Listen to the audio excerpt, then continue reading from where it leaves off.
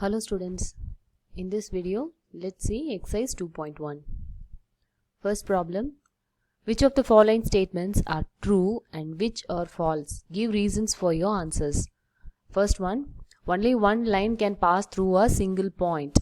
Okay, is it true or false? It's false because through a point any number of lines can pass through it. Okay, so this statement is false. There can be infinite number of lines that can drawn through a single point. So hence this is false. Okay, second one, there are an infinite number of lines which pass through two distinct points. So two points are there. Through that distinct line, number of lines can be drawn. It's not possible, right? So it's false. Okay. So if two points are given, only a single line can pass through both the points. Third one, a terminated line can be produced infinitely on both the sides. Yes, this is true. Okay, in the axioms we saw this one, so it can be extended on both the sides. If two circles are equal, then their radii are equal. Yes, you can just imagine, suppose two circles of radius 5 cm is there. If you place one upon the other, it will be equal. Okay, so the circumference, area, everything will be equal. That means the two circles are equal. Then in figure, if AB equal to PQ and PQ equal to XY, then AB equal to XY. Okay, so is it true or false? It's true. Okay, how? Suppose let us take like this line is for 2 cm. AB equal to 2 cm, PQ equal to 2 cm. Then AB and PQ are equal. Likewise only here also a common is there. Okay, it's the first axiom. Okay, things which are equal to the same thing are also equal to one another. So this statement is true. The next problem. Give a definition for each of the following terms. Are there other terms that need to be defined first?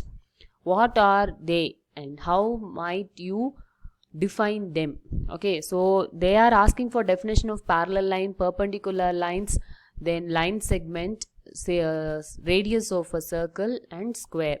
So before giving definition for this, we need to give some more definitions.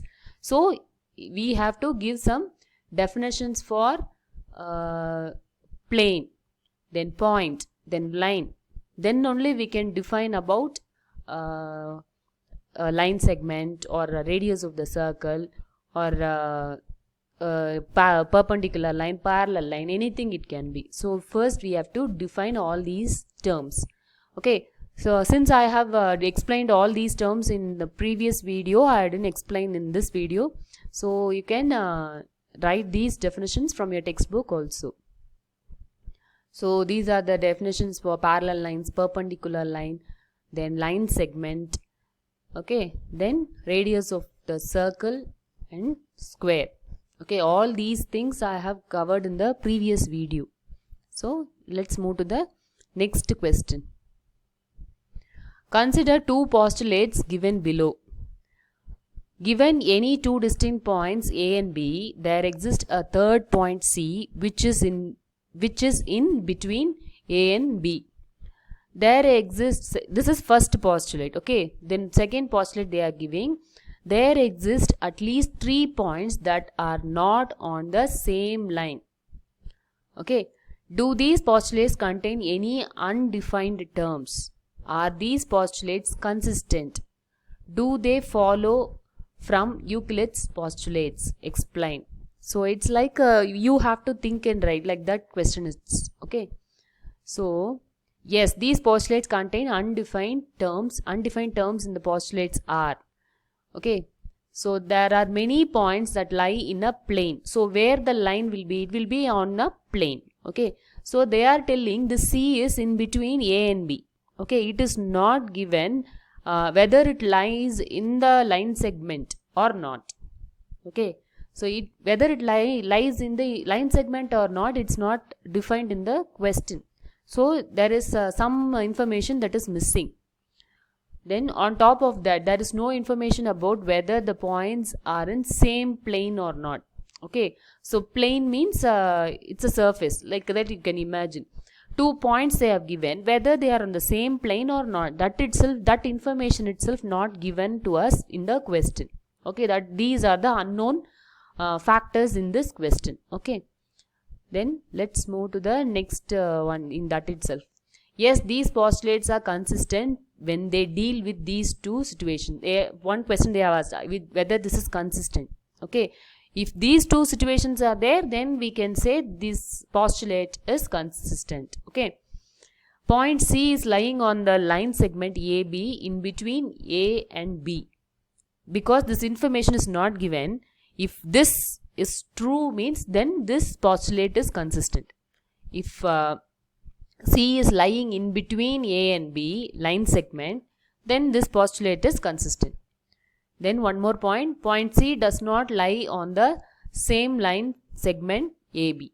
Okay, or they have to give that this does not lie on the line segment. Either it should lie or it should not lie. No, they don't follow from Euclid's postulates. They follow the axioms. So this does not follow any postulates, but it follows axioms.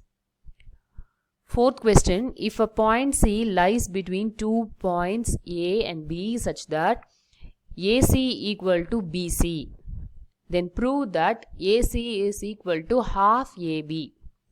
Explain by drawing the figure.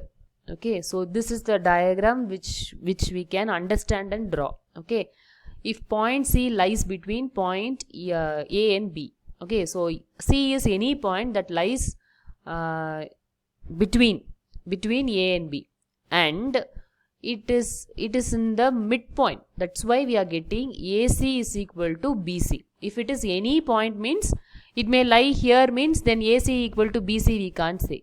Okay, if it lies in the midpoint only we can say it is AC equal to BC, so that AC equal to half of AB. Okay, if it is in the midpoint means, so it should be half of the whole point. Okay, sorry, whole line. So this we have to explain now. Given that AC equal to BC, now adding AC both sides. Now we are going to this equation we are going to add AC on both sides. So AC plus AC, this is in the LHS. So AC plus AC equal to BC plus AC. So AC plus AC means it is 2AC equal to BC plus AC. Okay, BC plus AC. We know that BC plus AC equal to AB. Okay, as it coincides with the line segment AB. Okay, so when BC plus AC is done means it will give you AB. Okay, so addition of BC plus AC is AB. So that we are replacing with AB. Okay, 2AC equal to AB. If equals are added to equals, the whole are equal. That's why. Okay, so how we are replacing this one with AB? That's why we are giving the reason here. So next, this 2 when we bring to the RHS, it will be in division. So that's why AC equal to half AB. That's what it's asked to prove in the question. Okay, AC equal to half AB. The next question. In question 4, point C is called a midpoint of line segment AB. Prove that every line segment has one and only one midpoint. We have to show that for a line only one midpoint is there. Okay, just imagine, suppose a line is having 2 midpoint. Okay, how it will be? Okay, is it possible? That we have to show now. Let AB be the line segment. Then assume that points P and Q are the 2 different midpoints of AB. Okay, if suppose 2 midpoints are there, we are taking as P and Q. Now, P and Q are midpoints of AB. Therefore, AP plus AP equal to PB. Okay, this is midpoint now. So whenever midpoint is there, then both the halves will be equal. So AP equal to PB. Okay, same way, because Q is also a midpoint, so we are going to take AQ equal to QB. Okay, since it is midpoint, we are writing like this. Also, PB plus AP equal to AB. Okay, I already said, since it is midpoint, when you add the two segments, you will get the whole line segment. So PB plus AP equal to AB. Similarly, QB plus AQ equal to AB. Okay, both are midpoint, so we are writing like that. Now, adding AP to the LHS and RHS of the equation, AP equal to PB. So AP plus AP. So how we did in the previous problem, same way we are going to add AP on both sides of the equation. So AP plus AP is 2AP. Then PB plus AP equal to AB you will get. Okay, this is equation number 1. Similarly,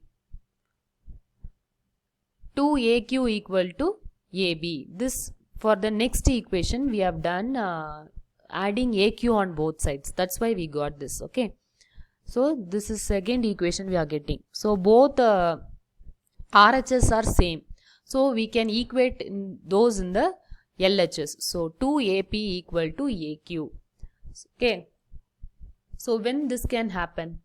Only when both the points are same means this can happen. So this can be reduced to AP equal to AQ. Okay.